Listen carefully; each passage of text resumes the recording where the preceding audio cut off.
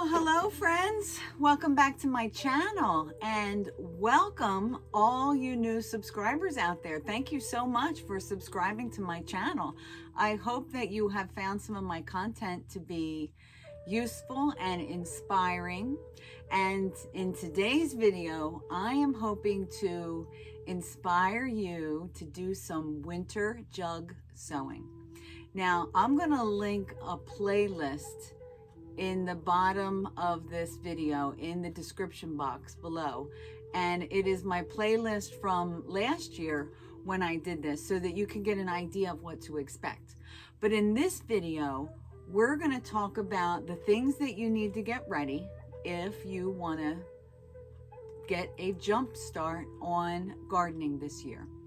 Now, today is December 19th, and it has been so cold. Today we've had a storm and it's been super windy. Last week we had a big snowstorm. So this time of the year, I usually get the blues. I get the winter blues, and they start setting in, especially when the sun dips down really low in the sky. So I have found that doing this kind of project has been able to still keep me connected to nature, even if I can't be outside and playing in my garden, which I absolutely love to do. I can do this from inside. So I'm going to talk about a couple of things that you can get ready if you want to go on this journey with me. And the first thing we're going to talk about, of course, is the jugs. Now, there's many different kinds of jugs that you can save. This is a juice jug. This is orange juice, and I started peeling this label off, but there's orange juice. And this one, there were pretzels in here. Now, this is a nice softer plastic, and it is easier to cut through this, which I like. These other ones are a little bit thicker. They're harder to cut through, but not impossible. And then we have this kind of jug, which if I don't have anything else, this is like my last resort, because it's not clear like these are, and this filters the sun a little bit more than I like it to. But if this is all you have, this will still work as well. So the next thing that you need, once you get all your jugs, now we're about a month away, and you want to start saving your jugs now. Now, I've been saving my jugs since last year because I do quite a bit. I think last year I lost track. I might have had like 70 that I started early, and it really gave me a jump start on the gardening season. So you want to start now. Ask your friends, your family, your neighbors. Anybody got these things? Save them for you. You just want to wash them out real good. You don't need the lids, because you want to leave this open so that the rain and the snow can all get in there. And that's how they keep wet and moist. So the next thing you're going to want to have is a knife, a good knife. Now, this knife, my husband got me. This is a really good utility knife. And I don't know how much this was. But this is a nice good one with a nice sharp blade on it. You can also use something like this. This will work just fine as long as your blade is sharp. All right, so you have that. You want to have a pair of scissors, because you will need to take off the label. You can see how easy that is to take that label off. And you can actually go ahead and do this ahead of time if you want to get a jump start. Take all the labels off. Now, you don't have to take the labels off, because there's enough light that's going to get into the container, and that's fine. I'll leave these up here. Let's put these down here. Some of the labels aren't so easy to get off, but you can still get them off just like that. Actually, I like when they're that easy. That's cool. Some of them, like this, I'm not even going to bother taking this off. This is not going to be easy at all. So the next thing that you're going to need is some kind of tool that's going to allow you to put holes in the bottom. Now, my husband loves buying me tools, and I love that he loves doing that. Because I actually have a she box with a lot of tools in there that I love having, because then I don't have to keep asking him every time I need something. So he put all the things in there that he thought I would need. But he got me this as a gift one year, and this really has been a great gift. This is a Dremel, and it's got a very small drill bit on it. And if you look at my videos from last year, you'll get an idea of how I use this. But what you're going to do with it is put some holes in the bottom, and the drill bit needs to be nice and small because you don't want to lose any of your soil in the bottom, and you're going to put a whole bunch of holes.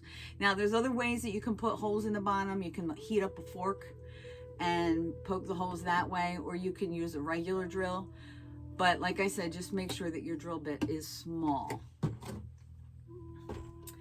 The next thing you're going to need is some duct tape. Now, for me, for the amount of jugs that I sow, this is not enough. I have to get more. And I get this at Amazon, and I know I mention Amazon a lot on my channels. I do not get anything from Amazon. It's an easy way to get stuff fast. And you can get this in a pack of 3 for less than $10. So I need to order more, but this is duct tape, and I use duct tape because it's waterproof. And what we're going to be doing is slicing these in half, putting the soil in, and then closing them back up again. And we're going to use the duct tape to close them back up. The next thing we're going to need is a permanent marker, because we're going to write on each of these what we're putting in here, what seeds we're putting in here, so we don't lose track. And then you also need some tape to put over top of that, because in the rain and the snow, this may wash away. So then I use the tape to go over that. And as like a backup plan, I also get these garden tags or garden labels, of course, from Amazon again. You can get them in like a lot of 300, I think. You get a whole bunch, and they're very cheap. So I'll also put what it is that I'm starting in there. So I have 2 ways to mark them in case something gets disconnected, because a lot of times when they're ready, I'll open up the lids, and so the lid will be disconnected from the bottom. So I'll still need to know what's in there. And let's see, what else? Probably the next thing you'll want is to do some research to find out what seeds you can sow in your zone. Now, I'm in zone 7A in southern New Jersey, and of course we're known as the Garden State. So we have about 180 plus days of growing season, which is perfect for most vegetables, herbs, flowers. But the ones that you can sow in the winter they're cold hardy. They need a cold stratification period, which is a period of freeze thaw, in order for them to break their shells, you know, the outer coating of the seed, and then germinate. So in my area, I have some selected, a lot of seeds here that I've saved throughout the years, and I just reuse my seeds that I save. But some of them I get from this place called True Leaf Market, because I like to get non-GMO and heirloom, and I'm just very picky about the seeds that I use. But really, any seed that is okay to sow in the winter, you can use. Now, like I said, you want to do research online. There's lists everywhere. All the information that you need is very readily available with just a little Google search. But what we have here is sunflower seeds. Now, I have these in a large pack. I have broccoli, I have parsley and onion and kale. I have them all like this in these large packages because I also sprout these, and I make microgreens out of these in the winter for extra nutrition to keep me healthy. But then I have other seeds that I've saved, like peas. And peas are cold hardy or cold tolerant. These I only sow in the spring and in the fall because they don't perform well in the summertime. So that would be a good one to start. Cilantro, that's also a good one to start. When it gets too warm, this will bolt and go to flower, and then it'll be done. It'll go to flower and then to seed. So cilantro is a good one because it's a cold hardy plant.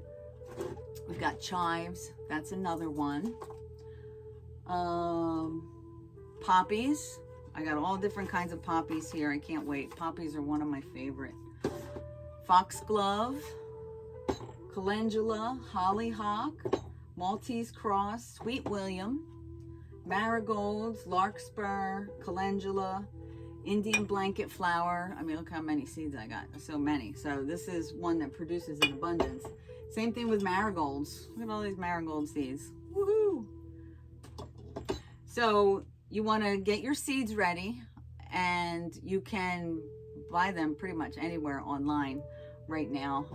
And once you have them, then there are a couple of other things that are optional. They're not really necessary. This is one of them. This is called Ocean Magic Sea Minerals. Now I use this in my water. This is something else too that you'll want to have. You want to have some way to water your soil, make it wet. And these sprouts, and you can see this is a smart water bottle. This is one of the only water bottles that will fit this kind of a top, but this makes life so much easier. And you can get these, of course, on Amazon, and they come in a pack of 3. And I put the Sea Magic into my water when I'm starting the seeds. Another thing that I use is this mycorrhizal inoculant. This is like a soil conditioner that helps the roots take up nutrients. So these are the nutrients, and this is going to make your food very healthy. It's going to replace some of the minerals in the soil that maybe the soil might be lacking.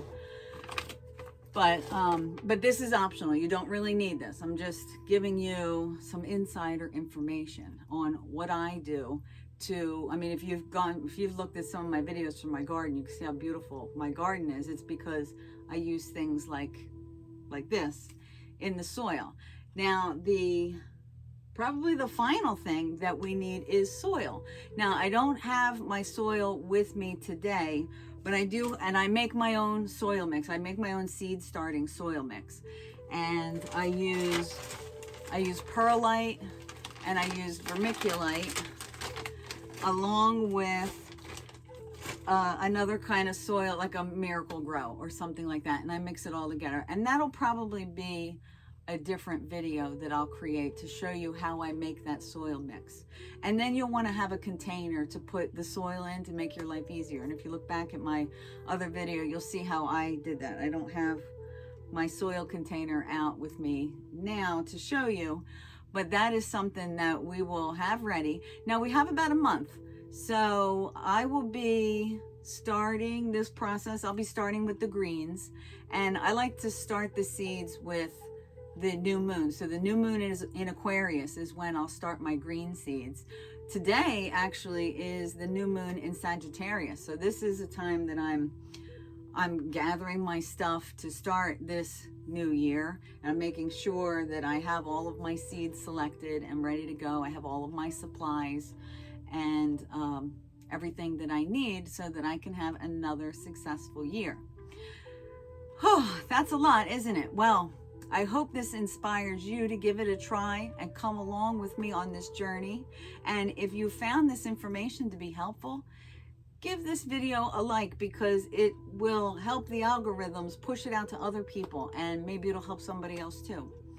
All right, so until the next video, I hope this finds you well, and I will see you later. Bye-bye.